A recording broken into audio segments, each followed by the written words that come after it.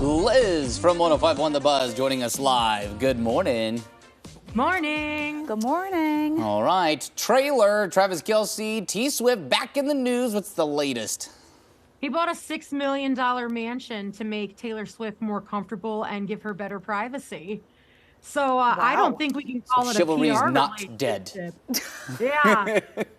I don't think a PR relationship would be a $6 million throwdown of some money. So this is huge. Apparently right there in Kansas City, he bought a new house. The one that he lived in before was next to like a public park. It was very accessible. And he said he felt like his house was becoming a tourist destination. So he bought a bigger, more secluded house. It's got 6 bedrooms, 6 bathrooms, a pickleball court, a tennis court. And then what I'm most intrigued by is a waterfall. I don't know if it's inside or outside. I kind of hope it's one of those tacky 80s water features inside, just because that would make me happy. But yeah, like literally when I got together with my husband and I knew that we were going to move forward, the big change that I made is I started keeping Gain laundry detergent at my house instead of Tide, because Tide made him itchy. So like I feel like the difference between laundry detergent all the way to a $6 million mansion is ginormous. This has got to be going somewhere. You would think. That is definitely, it's a pretty big gesture, although I'm still not sold that it's not also a PR move, because I think both of these two stand to gain much more than $6 million in the headlines and endorsements alone that they've been getting. But I don't know. Probably fair. It seems like the real deal. We'll see. We'll see what happens. More or less. I mean, they're having fun at least. Yeah. That's all that really matters at the end of the day. Man, my girlfriend's got to be so disappointed about my apartment now. What a bummer. The standard's too high. The standard's too high. Yeah, if the new bar is a $6 million mansion, then good luck to everybody else out there. I don't blame them for wanting more privacy, though. We have been talking about them almost every day. Yes, this is true. So it does make sense. Yeah. Well, hey, Gwyneth Paltrow is weighing in on nepo babies in Hollywood. What is her take on this? That she doesn't think it should be a thing, that she hates that there's a negative connotation now for nepo baby and acts like they get favoritism.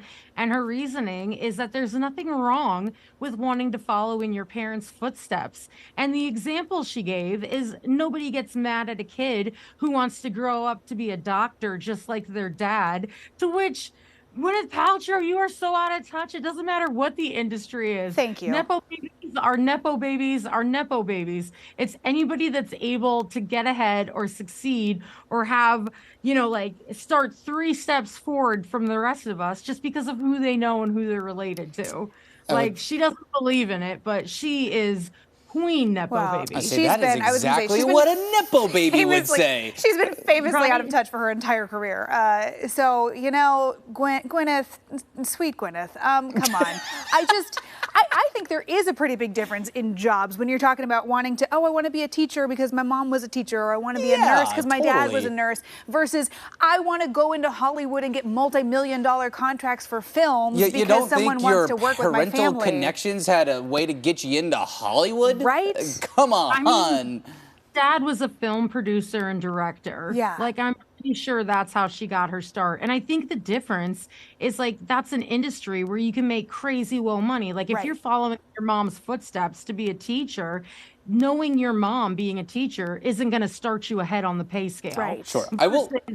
Something like this, you jump ahead. Yeah. I will say this about in the just slight defense of Gwyneth Paltrow, which is if you have an advantage in life like that, if you were born with the famous parents and maybe something, if you take advantage of it, like, good on you. Like, if I were in that situation, I would probably do the same thing. So I'm not arguing against that, but to also not acknowledge the advantage you had in life is not right. Well, and that's the thing for the nepo babies themselves too. That's what gets annoying for me. Is it's like, by all means, if you want to go be an actor in Hollywood because your parents were, directors and producers, if you have the connection, go for it. And you worked hard. Go like be an actor in Hollywood. She's in movies. Like, you can't But Can't knock that. don't go sit down for a Vogue or a GQ interview and talk about how incredibly hard you worked to get here and how you had to climb the ladder yourself when you didn't. Yeah. You know, acknowledge that you did come from a Hollywood family and you did get help. That's the thing. A lot of these nepo babies, they try to hide it. You know, they use a screen name and they kind of downplay some of those connections. It's like, just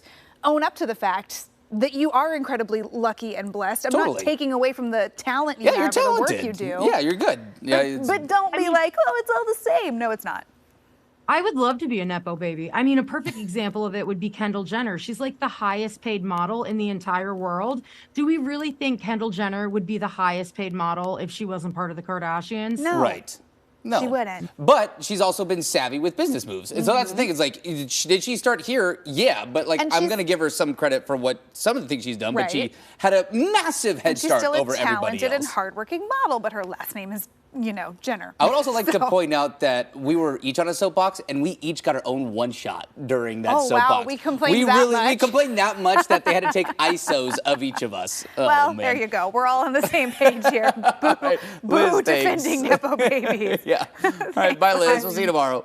And you can always listen to Liz and Mike every weekday morning on 105.1 The Buzz.